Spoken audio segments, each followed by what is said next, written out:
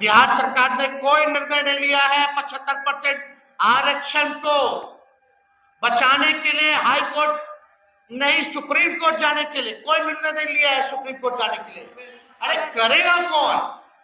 सत्ता में है, बिहार के भरोसे सरकार चल रही है भारत की।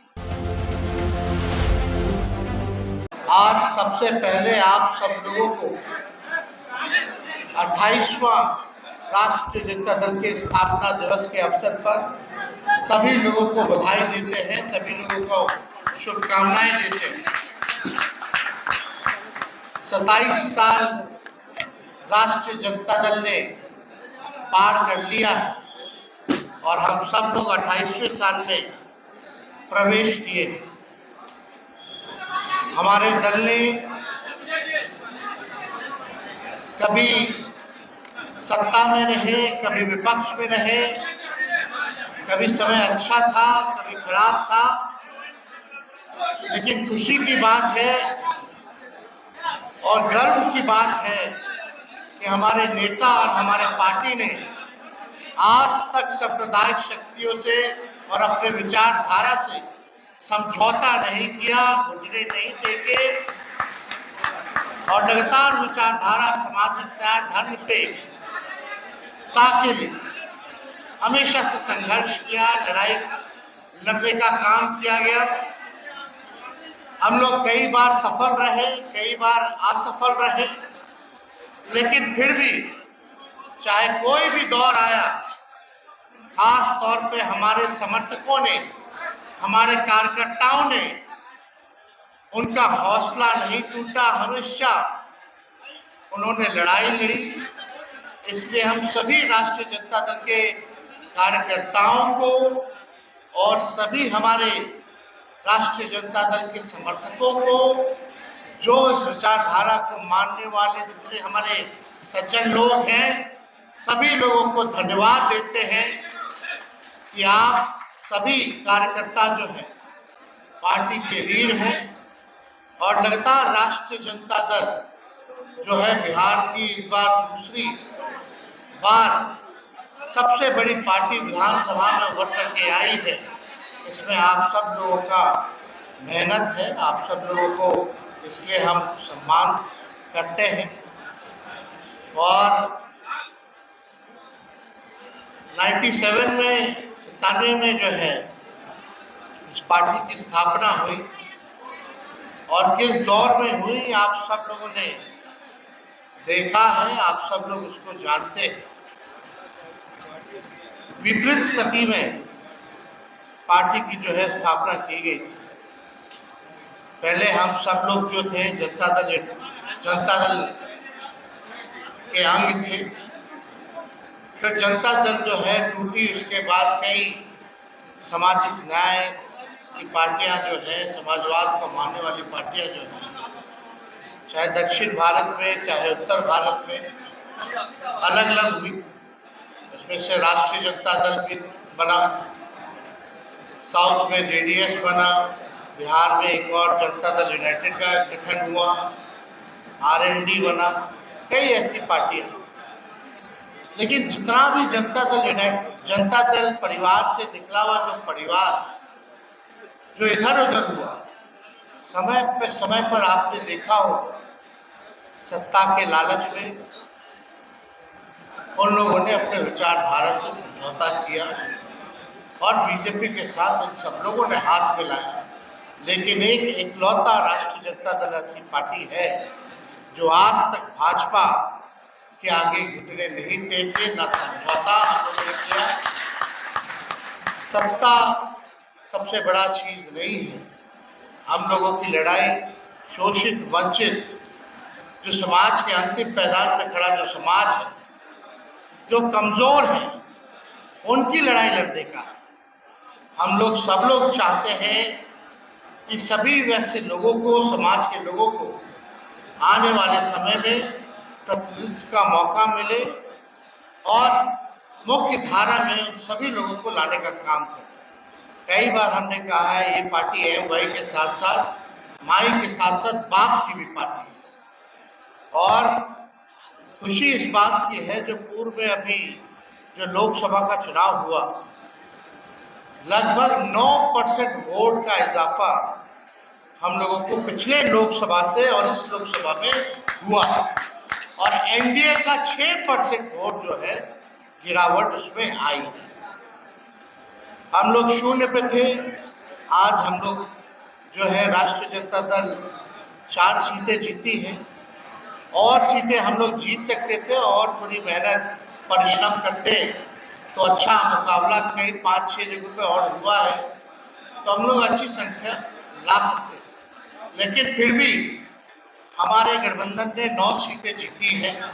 पिछले बार मात्र 1 सीट पर हम लोग लोकसभा जीते थे, और उसके बाद ठीक 2020 में विधानसभा का चुनाव हुआ, जहां राष्ट्रीय जनता दल को 1 सीटें नहीं आई थी, वही राज्य की सबसे बड़ी पार्टी उभर करके हम लोग बने, सबसे बड़ा दल बने, सबसे ज्यादा विधायक राष्ट्रीय जनता दल के बने, सबसे ज्यादा वोट प्रतिशत राष्ट्रीय जनता दल को मिला।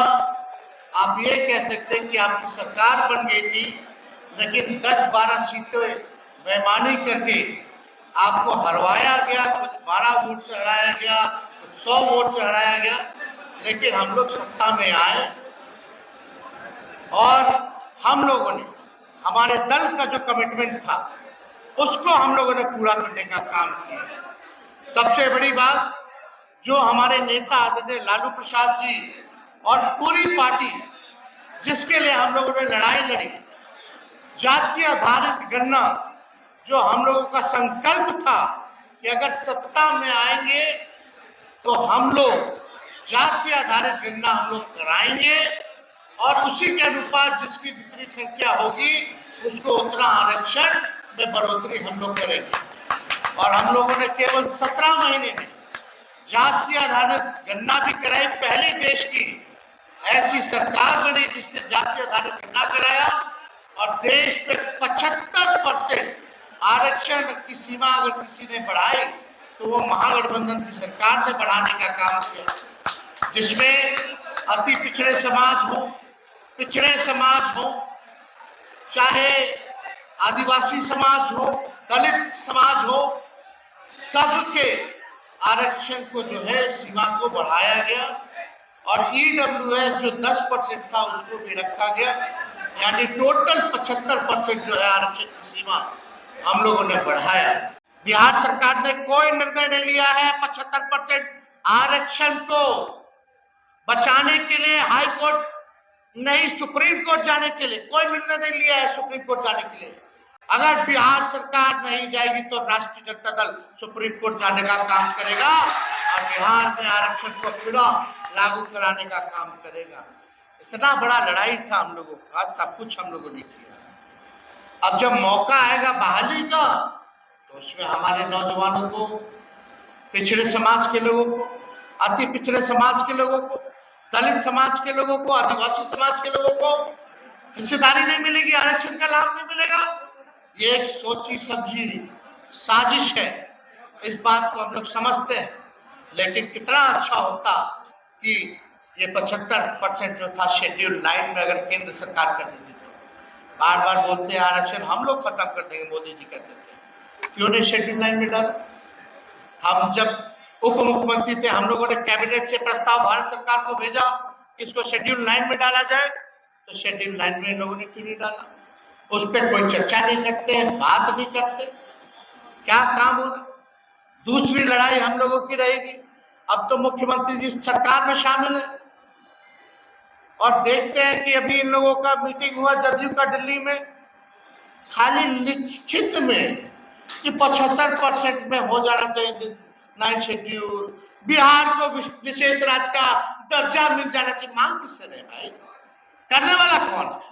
बिहार में सत्ता में आप बैठे, केंद्र में आप बैठे, फिर भी मांगी कर रहे हैं, तो आपकी जरूरत क्या है उस कुर्सी पे बैठने की? कहां निकली आप कुर्सी? जब डबल इंजन की सरकार है, दोनों जगह सरकार में आप बैठे हैं, तो बिहार को विशेष राज्य का दर्जा क्यों नहीं दिला रहे?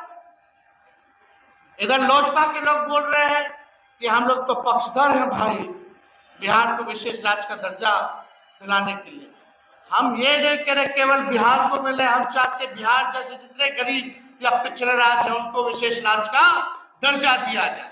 अमेंडमेंट होगा कि नहीं होगा नीति आयोग में, अरे करेगा कौन? सत्ता में है, बिहार के भरोसे सरकार चल रही है भारत की। चल रहा है कि नहीं चल रहा? अगर नहीं करेंगे तो गिरा दो सरकार, और नहीं गिराते हो तो तुम उसके भागीदार हो कि तुम भी आरक्षण नहीं चाहते और ना बिहार को विशेष राज्य का दर्जा चाहते हो। यही सच्चाई है। तो हम ज्यादा कुछ नहीं करेंगे, लोगों का दोहरा चरित्र जो है सामने है। लेकिन हम लोग जब सत्ता में है तो अपने हर एक नीति को, हर एक कमिटमेंट को हम लोगों ने 17 महीने में एक एक कर डाला। और भी हम लोग लोगों को पाए किसी भी कारण गए हम लोगों ने तो इंडिया अलायंस बनाया था कि भाई सत्ता में नहीं आने देंगे, और हम लोग लगभग सफल भी हो गए। खैर 50 से ऐसी ज्यादा सीटें हैं जहां बीजेपी 2500 से जीती है। तो गड़बड़ तो कहीं ना कहीं हुआ होगा, लेकिन करो गड़बड़। लेकिन हम लोग इस बार पूरी तरीके से बिहार के चुनाव में सबको सबक सिखाने का काम करेंगे।